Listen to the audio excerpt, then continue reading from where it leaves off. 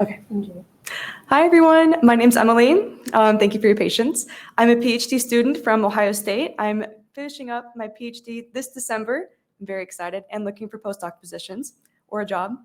And I'm very excited to talk about my presentation that focuses on gene fusions in head and neck cancer.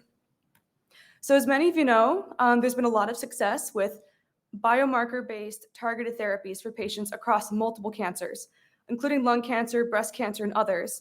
However, in head and neck cancer, there are very limited targeted therapy opportunities. There's only one known biomarker in head and neck cancer that's FDA approved, and that's HRAS point mutations that can be treated with tipifarnib.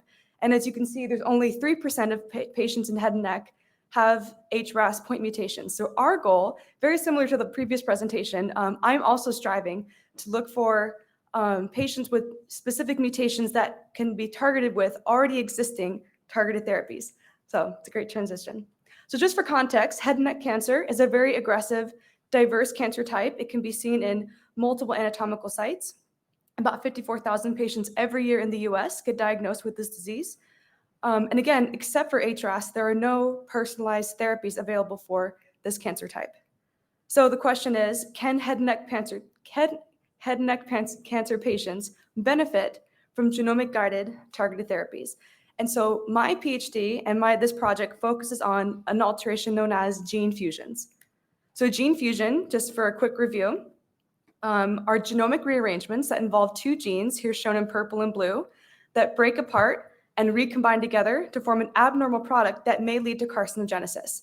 And in fact, across multiple tumor types, patients harboring gene fusions have been successfully treated, especially in kinase inhibitors, so genes that involve kinase genes. And we believe that there are fusions that can be targeted in head and neck cancer patients.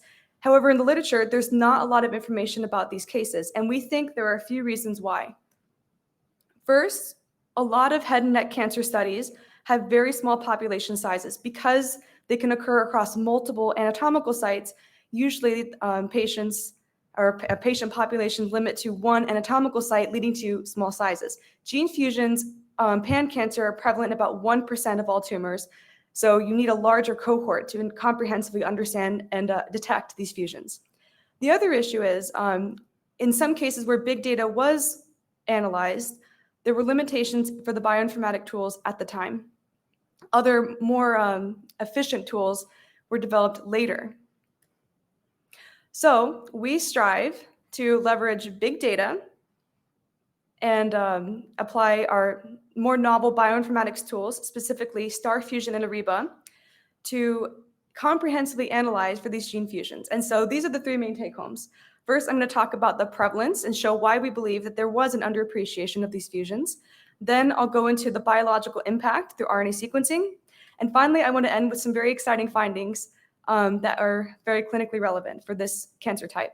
So first, what did we find when we applied big data and these novel bioinformatics tools? So we leveraged multiple large data sets. I'm sure a lot of you are familiar with the TCGA. CPTAC has some RNA sequencing. Orion was founded by Ohio State and Moffitt down in Tampa. And so we leveraged all of this data and small populations to leverage about a cohort of 2,666 RNA samples. And leveraging STAR Fusion and ARIBA for fusion detection, we identified 74 clinically relevant gene fusions, which gave us a prevalence of about 2.8%. Contrast that to a 2015 study from TCGA. When they published the head and neck cancer cohort, they found a prevalence of 0.7. So already we're finding many more gene fusion cases. So what kind of gene fusions did we find? So this is a count plot showing all the gene fusions with a clinically targetable gene partner. Shown on the y-axis is the oncogenic partner, and the x-axis shows the anatomical site where each of these gene fusions were found. And I just provided a little map just so you can appreciate where these are occurring. So I want to highlight the first three oncogenes. So FGFR3 fusions have been seen across multiple tumor types and have been described in head and neck cancer. So it made sense that that would probably be the highest prevalence of gene fusions we found.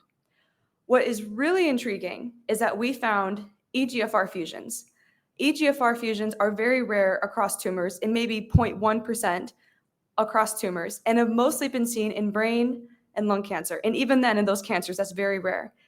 To our knowledge, this has not been described in head and neck cancer. So this was a very exciting finding. And finally, FGFR2, which some literature has described in head and neck, these fusions, but again, FGFR2 can be clinically targeted in cholangiocarcinoma cancers. Okay, so those are the gene fusions we found, as well as other oncogenes that you can see.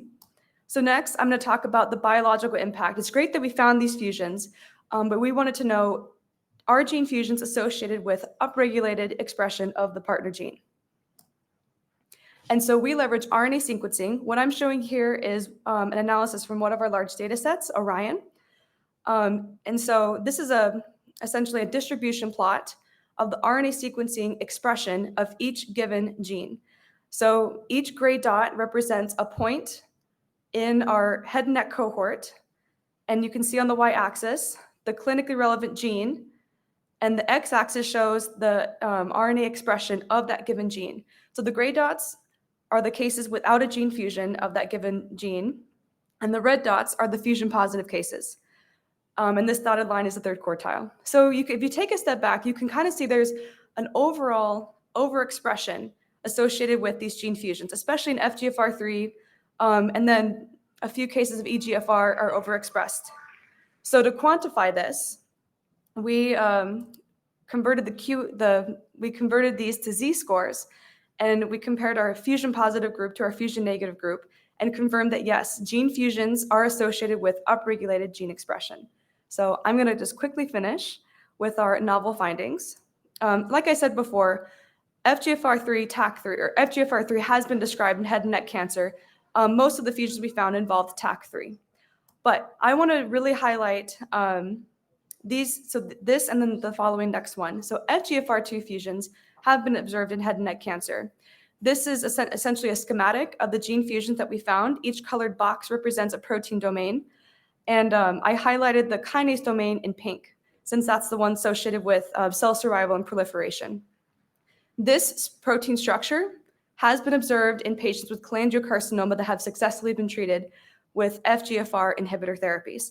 And again, EGFR, which we did not expect to find in our head and neck cohort, again, have these breakpoints here, breaking just at the very end of the kinase domain, have been observed in several lung cancer cases. We're curating them as we speak.